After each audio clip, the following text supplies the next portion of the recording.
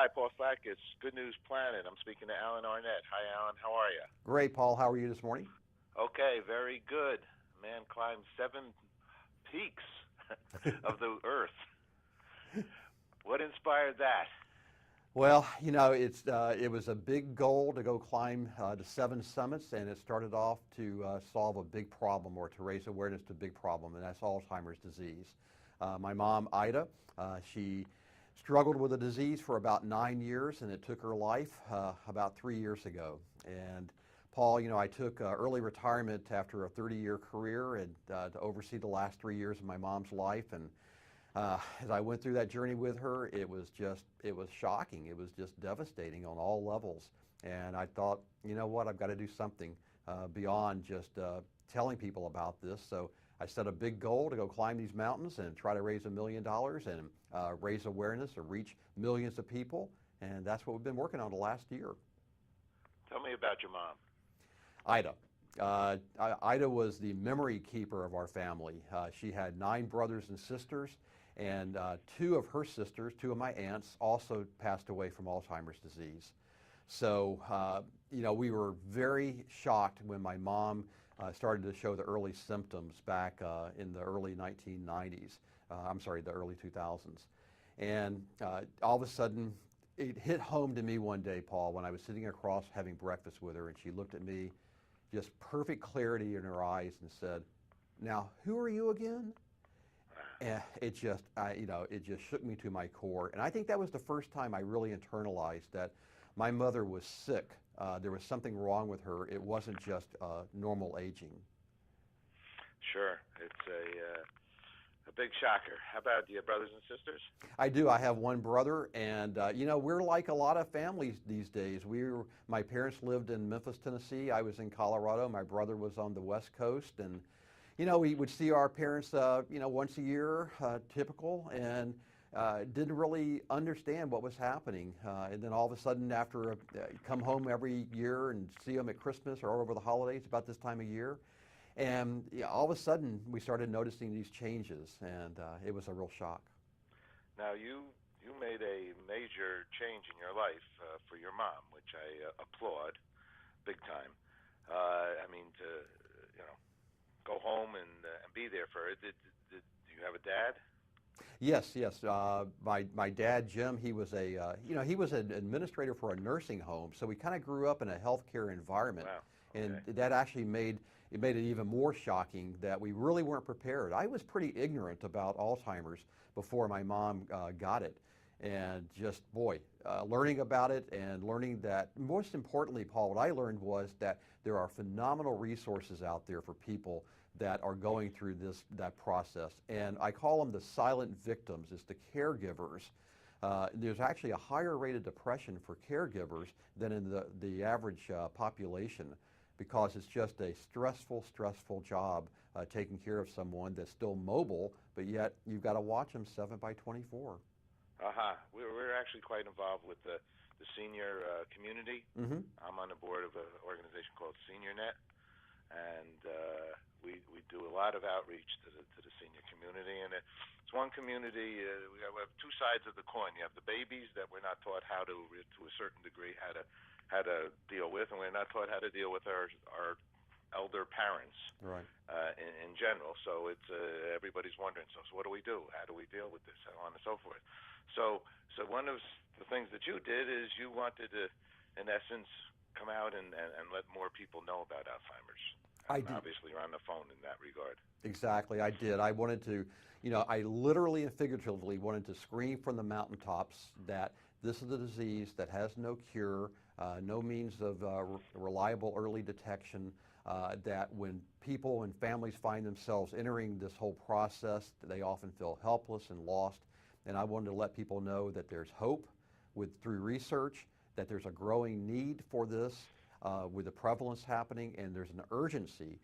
Paul, that in the 11 months it took me to climb these mountains, almost 500,000 people were diagnosed with Alzheimer's disease.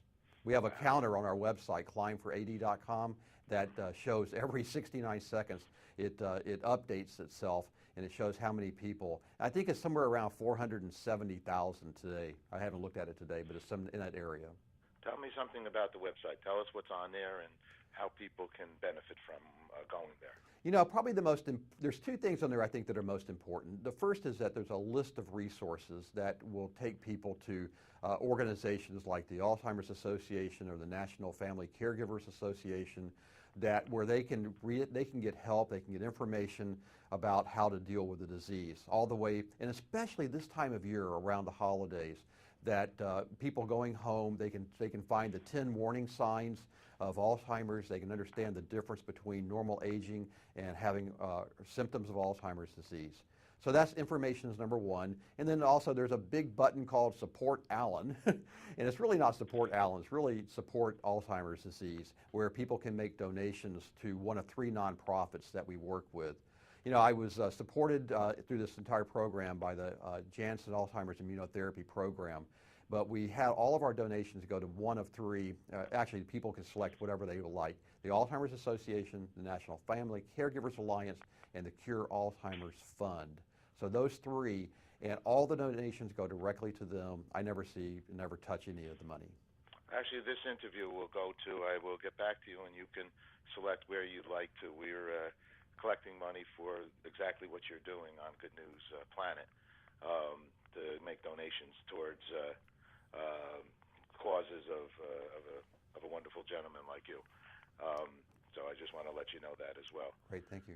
And so, because we're all in this together, I guess it was Ronald Reagan that somehow he had Alzheimer's, wasn't that so? You know, it was, and there are individuals that are very public figures that are now sharing with the public, going through their own journeys, and it's that type of publicity that helps people understand that Alzheimer's is truly a disease, and that we need to increase the research, we need to increase the awareness and the education, and that was really the objective of my mountain climbing. And what do you say to, someone who, starts to recognize that their parents are not what they have been normally? They forget something or they do something. I know Alzheimer's is much more than just forgetting. How do you say that they should proceed?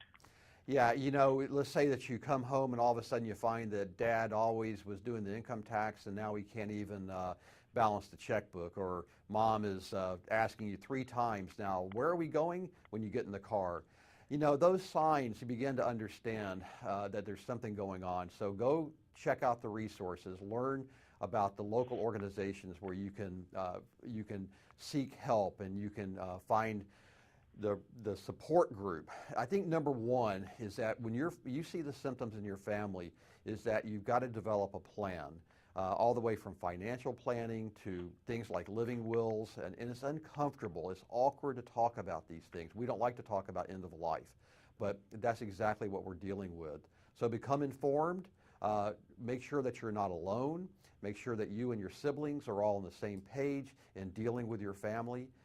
And then, go forward with hope and cherish every moment, and just give generously of your time, your love, and your attention to your loved one. That's really what it's all about.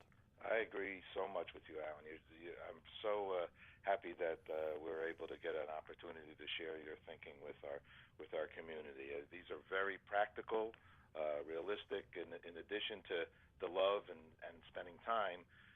Legal matters. We have shows about things like that, living wills.